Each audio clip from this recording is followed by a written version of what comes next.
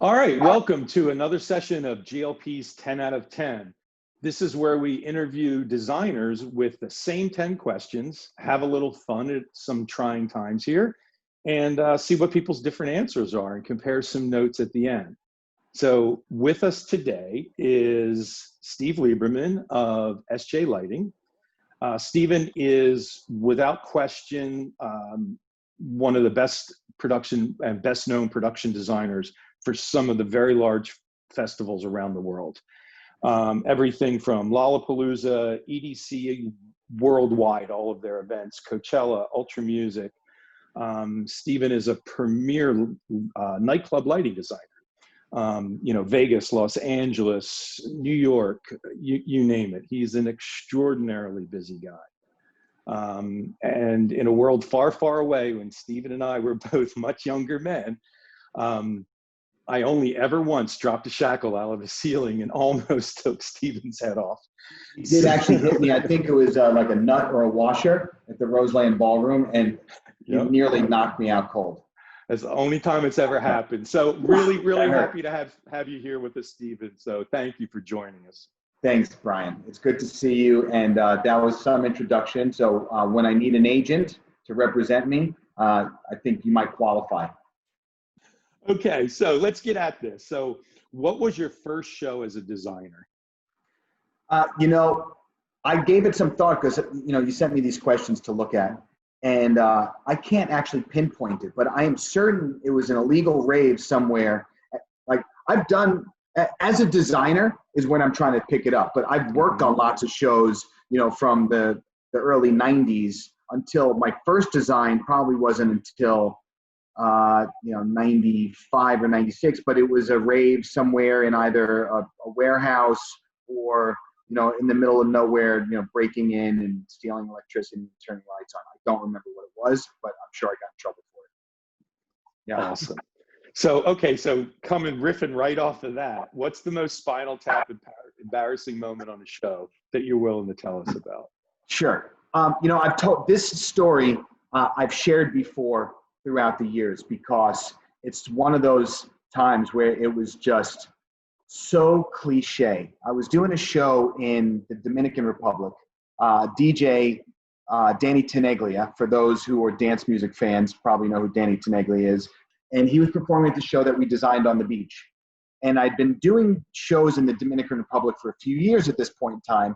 And the producer had an 8-foot mirror ball that he had in his possession that for years he'd been asking me to use. So I was like, okay, well, this is a good opportunity to use this mirror ball. So I call him up. His name is Pablo.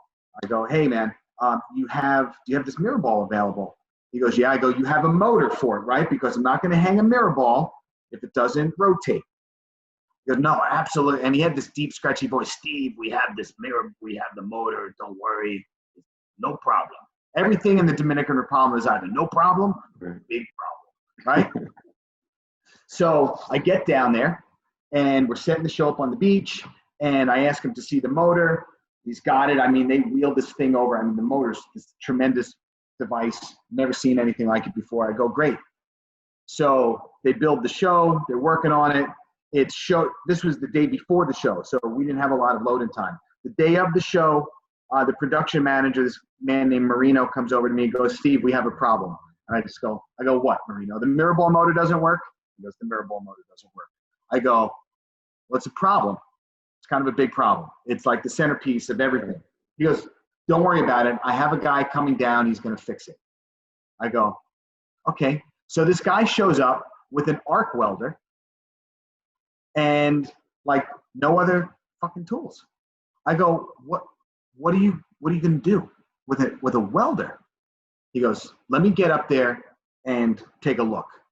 And he's up there for a little while, and he comes down and he looks at me. I go, what, you can't fix it? He goes, no, I can't fix it. I go, no shit. You brought an arc welder. You can't fix that. So now I'm scrambling. I look around. So I see that we have like a 10-foot piece of like Schedule 40 pipe. And then there's like some iron stakes that they were using to stake some scaffold. So I look at my friend who owns the ball. I go, do you care about this thing anymore? Like, is this thing a big deal? He goes, do whatever you got to do. So I go, grab that pipe, grab that steak. So they grab it, they bring it over, and I go, now get your welder. So I have them cut a hole in the bottom of the ball, and then they wedge the steak in the ball, and then they put the pipe on there, and I have him tack weld the pipe to the steak inside the ball. So basically, you made a big lollipop. Mm-hmm. I go, okay, great. I go, now get one of your guys and get him a bucket, sit it right here and give him a pair of gloves. And I had one of our stagehands literally sit on a bucket going like this for about 14 straight hours, rotating this ball behind Danny Teneglia's back all night long while he DJ'd. That's a MacGyver moment right there. All right, so on to number 3. What's the best advice anybody's ever given you, professionally or otherwise? Be kind. That's advice that I would give to anyone. Professionally, if you're behind a console, save often. The data is your responsibility, and losing it or fucking it up is not a reasonable excuse. Doesn't matter what happened, short of a nuclear missile striking your house, the console, and everything around you, and we're all gone. That's yours. And I remember when I first started working after college, my old man told me to be a sponge, absorb everything you can, learn everything you can. And then the last person who I'll never forget, and this is, if we have any listeners that are old school New York nightclub people, one of my close friends who passed away a long time ago, his name was Arthur Weinstein. Do you remember Arthur? Mm-hmm. So Arthur was old school nightclub owner, lighting guy, worked at all the Peter Gatien venues, Studio 54. He owned a club called The World, Jefferson, After Hours. And he would tell me, amongst probably other people and some other interesting comments that he would make, kid, you don't have any friends. Now, he didn't mean that I didn't have any friends, but he just meant that you're out here in the world doing your thing on your own, and to be sensitive about who you're mixing it up with and how you are interacting, and understand that really ultimately in the professional world, you trust yourself first. So that would be kind of like a short list of advice that's kind of stuck with me through the years. That's good. Okay, so on a professional level, what's your proudest achievement?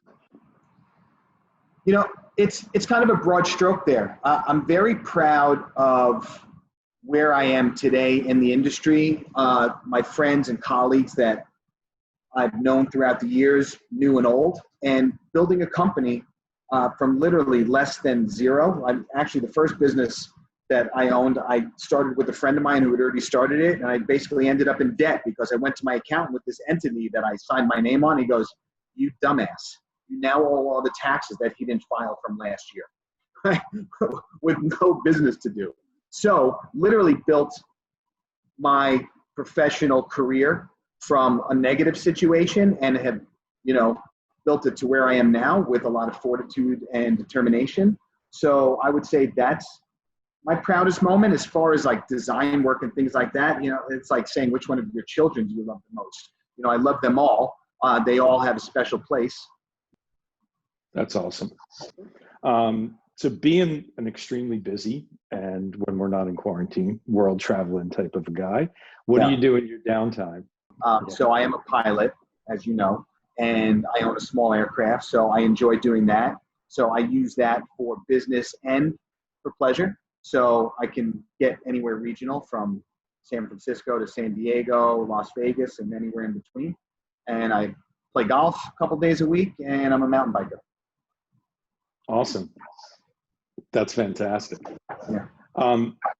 So in the travels that you've done and the shows that you've done, what's the best venue that you've worked in? So the first one that came to mind is a place where you and I first met, even before you dropped that hardware on my head, was at Webster Hall.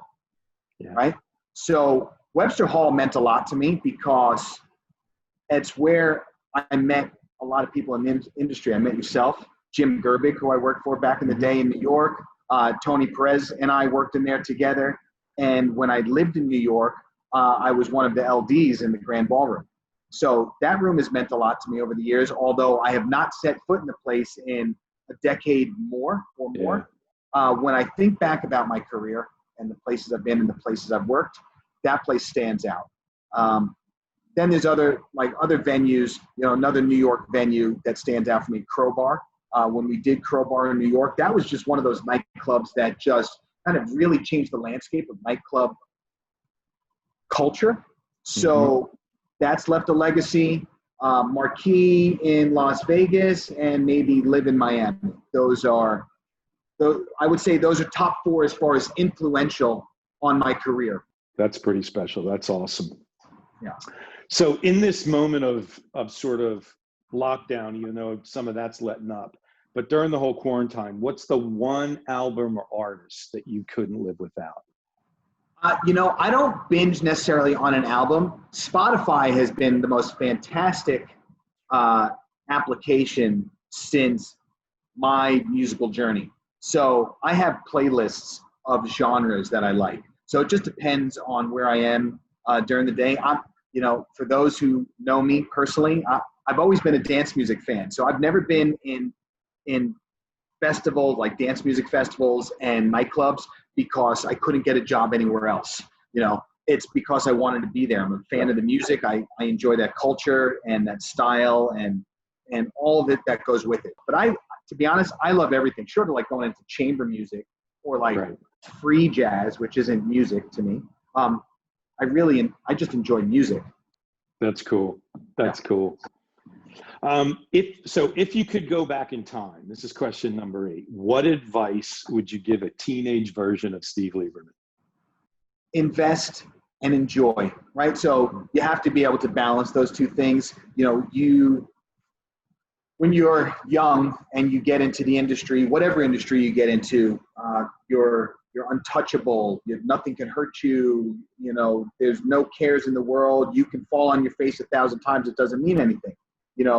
You get into an industry 20, 30 years later and you start going, well, I could have done a few things different. So if I could have added just maybe a little bit more balance back into my overall philosophy and paradigm back then, I would do that. I'm not sure any teenager or young adult is going to take that advice, but that would be, something that I wish I could have had a little bit more foresight. Awesome. That's great advice. And I'm sure he would listen. Yeah, right. You haven't met them. Yeah. So if you could sit down for coffee with one person, present, living present or past, who would it be? Right. Every time you've asked for one, I have yet to give you just one. I keep giving you a couple. So it keeps it interesting, man. Right. So I'm going to give you a couple. For design, I've always been a very, very big fan and fascinated and intrigued by the work of Zaha Hadid, the architect. Her work has always been like next level for me, like the deconstructionist style, avant-garde, curvilinear details. I've always been a fan of, artwork, whether it's, modern or classical or whatever it may be. So Michelangelo, couldn't imagine what that conversation would be like. He'd probably be like, you're here, I'm here, we can't talk. And then moving maybe into some more current day things that have influenced my career, because I've always been a nightclub fan and fascinated by that culture. Part of the reason I still do this would be like a Andy Warhol and a Steve Rubell. And then if I could sit down with my grandfather again and talk to him about where I am now, that would be cool. That's awesome. That's awesome. Very good. So, all right. So our final question, Steve. So your country's called you, man. The Olympics are coming. Winter or summer, what sport are you going to step up and be in? Is spectating a sport? If spectating is a sport, I'm a gold medalist. There you go. When it comes to this kind of stuff, I've always considered myself athletic. But you say the word Olympics and you put it in there, you feel like a jackass saying, any sport at all.